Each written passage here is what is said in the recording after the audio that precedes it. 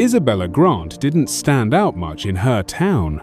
A 32-year-old single mother with tired eyes and a quiet demeanor, she kept her head down, paid her bills, and raised her daughter the best she could. Once, years ago, she had been a US Army field medic, someone who ran toward danger when others ran away. But those days felt like another life. Since her husband, Sergeant Daniel Grant, a Marine Corps vet, had died in combat, Isabella had chosen silence over spotlight. She worked nights at a diner and days cleaning offices, trading medals and adrenaline for mop buckets and quiet routines. But on a cold morning in March, something shifted. She received a letter, a free one-day training pass to the Sentinel Tactical Center. It had no return address, just a handwritten note. "For when you're ready." She stared at it for hours. Then, without telling anyone, she laced up her old boots, pulled her husband's Glock from its case, and headed toward a place she never thought she'd return to: a shooting range. Not for glory, not for revenge, just for strength. The Sentinel Tactical Center wasn't just any shooting range, it was a polished training ground for corporate executives, wealthy hobbyists, and former professionals who treated firearms like collectibles. Isabella walked in wearing a simple sweatshirt and faded jeans, with her husband's old Glock tucked securely in a second-hand case. She didn't expect a warm welcome, but she also didn't expect the laughter. It started low, just a couple chuckles from the corner of the room. Then came the voice, sharp, loud, and dipped in sarcasm.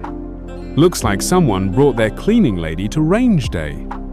The words came from Carter Hayes, a name Isabella vaguely recognized.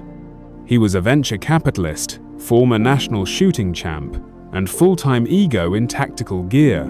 He stood surrounded by a group of suited men who chuckled on cue. Isabella didn't respond. She simply signed the waiver, locked eyes with the instructor, and waited for her lane. But in that moment, she knew this wasn't going to be a quiet day at the range. And maybe, deep down, that was exactly what she needed. Carter wasn't done. He thrived on attention, and Isabella's silence only fueled him. "Tell you what," he said loudly, spinning a high-end custom pistol on his finger. "Let's make it interesting. You and me. 10 shots. Moving targets. If by some miracle you win, I'll donate 10 grand to any veterans charity you name. But if I win, you mop the floors here for a week. Sound fair?" His entourage burst out laughing. Phones came out. Someone even started recording, hoping for another viral humiliation clip. Isabella didn't blink. She looked at the range, the target swaying slowly back and forth, and then down at the Glock in her hand. It was scratched, aged, and real. Her fingers found their old place on the grip, like they never forgot. She nodded once. "Let's do it." Carter went first. Fast, loud, confident. 8 out of 10 hit solid. A few cheers rang out. Then Isabella stepped up. No showmanship, just breath, stillness, memory. 10 rounds, 10 hits. 3 shots shared the same hole. The room went silent. Carter's smirk faded, and every phone that had been lifted to mock her was now capturing something else entirely. Someone in the back whispered, "Who is she?" Another muttered, "That wasn't luck." Carter stood frozen, jaw tight, while the instructor walked over to inspect the target. 10 hits confirmed. Dead center. When the crowd realized what they'd just witnessed, a few clapped. Then, a few more. Carter lowered his head and stepped back, trying to hide the flush in his face. Isabella, calm and almost expressionless, unloaded the Glock, cleared the chamber, and handed it to the range master. But before she could leave, one of the younger shooters caught up with her.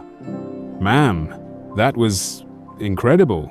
Have you done competitions before?" Isabella paused, then looked him straight in the eyes. "Number my husband trained me, Sergeant Daniel Grant, Marine Corps. We used to run live drills together before he deployed. She hesitated, voice steady but soft. He didn't come home. The room went quiet. The swagger and noise faded into something more honest respect. She didn't cry. She didn't need to. That momentous dance, her control, her composure, said everything.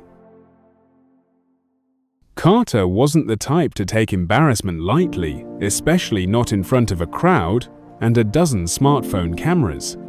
The next morning, the shooting center's website quietly posted an announcement, a special tactical challenge event, open to all participants, including Isabella. She hadn't signed up, but there her name was, right next to Carter Hayes. Someone had made sure it looked official. She considered walking away. Honestly, she didn't need any of this, but something inside her stirred. This wasn't about pride. It was about standing her ground, again. When she arrived that Saturday, the energy in the air was different. The crowd was bigger, the cameras were ready, and Carter looked more rehearsed than ever. He had new gear, new boots, even a custom rifle. Isabella wore the same jeans and boots as before, but she noticed something else: subtle changes. Targets were placed at odd angles. Lights flickered during test runs, and more than once, her lane malfunctioned during warm-ups. She didn't complain, she just adjusted. Because when you've worked trauma tents in foreign deserts with bullets flying overhead, a few rigged conditions don't shake you, they sharpen you. The final round wasn't designed to be fair, it was designed to rattle. 5 targets at varying distances, 2 of them moving. The farthest one, 50 yards out. Most shooters wouldn't attempt a double shot from that range. Carter went first, putting on a show. He shouted instructions at his team between rounds, high-fived a few of his guys, and hit 4 out of 5, missing the furthest one by an inch. He stepped back with a grin, confident it was enough. Then Isabella stepped forward. No words, no theatrics, just breath, grip, and memory. She locked in on the farthest target first. Most thought she'd save it for last, but with one smooth motion, she fired twice in under 2 seconds. Both rounds struck dead center. The crowd gasped.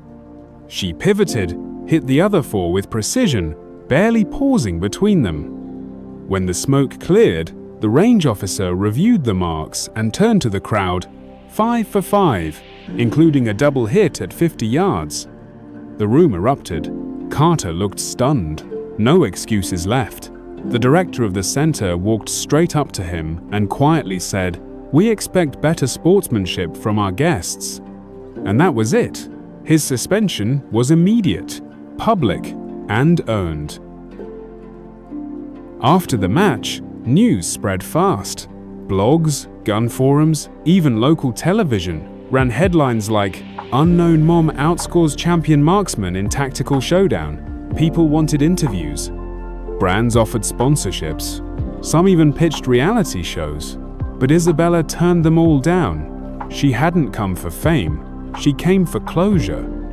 Instead, she used the attention and Carter's forfeited prize money to launch something different, a weekend program for women who had felt powerless, unheard, or overlooked. Self-defense was the hook, but the heart of it was confidence. Every Saturday morning, in a borrowed warehouse space, Isabella laid out a few borrowed handguns, a stack of paper targets, and fresh coffee. The first class had 3 women. A month later, there were 20. She taught them how to stand, how to breathe, how to trust themselves. But more importantly, she taught them that they didn't need to look the part to be taken seriously. Strength wasn't in the uniform, it was in the will. She never put her name on the building, but those who trained there all knew. The quiet woman with the tired eyes and unshakable calm? She was the one who reminded them that silence isn't weakness, it's often where the strongest stories begin.